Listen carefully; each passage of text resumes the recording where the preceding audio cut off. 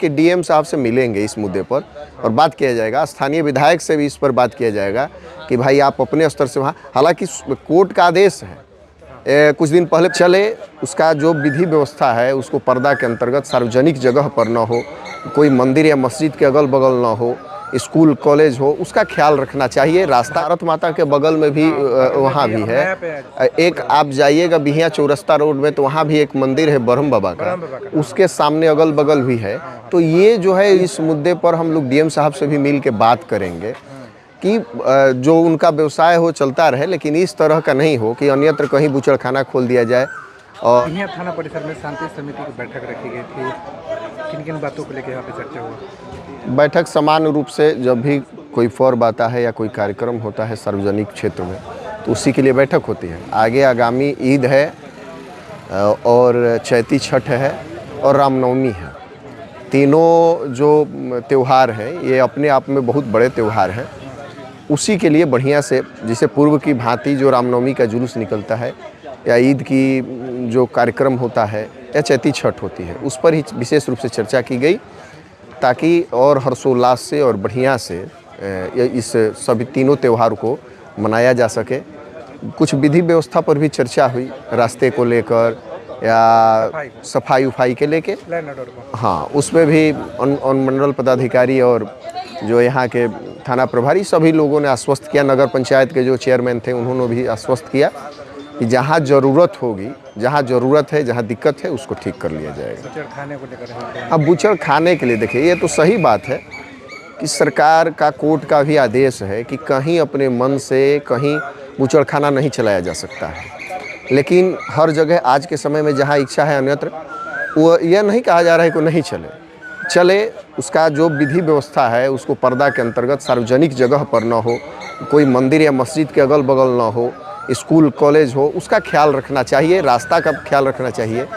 ये जो मुद्दा है ये बेहतर मुद्दा है। लेकिन बिहिया में तो देखा गया कि दो धार्मिक स्थल है, एक यहाँ पे सब्जी मंडी में जहाँ मीट मंडी है तो वहाँ पे दुर्गा माता का मंदिर है, एक महथिन माँ जो बिहिया का हिस्टोरिकल पैलेस है, वहाँ जाने वाले मेन जो ट्रैफिक है वहाँ पे भी बूचड़खाने चल रहे हैं। नहीं, महथिन माई और दुर्गा जी के ही पास का मामला नहीं है, ये मामला भारत माता के बगल में भी वहाँ भी है एक, आप जाइएगा बिहिया चौरस्ता रोड में तो वहाँ भी एक मंदिर है ब्रह्म बाबा का, उसके सामने अगल बगल भी है।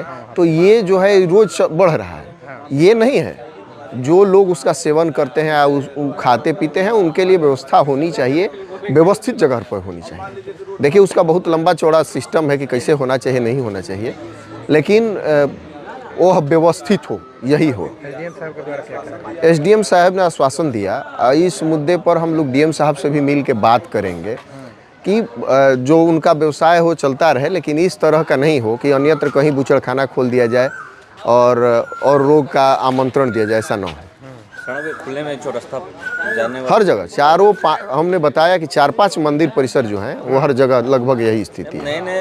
हाँ, एक दूसरे देखते हुए हम लोग बोले कि डीएम साहब से मिलेंगे इस मुद्दे पर और बात किया जाएगा। स्थानीय विधायक से भी इस पर बात किया जाएगा कि भाई आप अपने स्तर से वहाँ, हालांकि कोर्ट का आदेश है कुछ दिन पहले पेपर में भी इस विषय पर आया था, लेकिन वो अमली जामा उसको पहनाया नहीं गया है। उस पर चर्चा होगी कि मंत्री भी बोले हैं, हाँ, उस पर भी जी नहीं, उस पर भी चर्चा होगा कि भाई इतना कहने के बाद भी क्यों नहीं हो रहा है, उस पर हम लोग बात करेंगे। देखा जाए तो अभी रमजान महीना चल रहा है, ईद भी है, चैती छठ भी है, रामनवमी भी है, इसको आप लोग कैसे मना रहे हैं?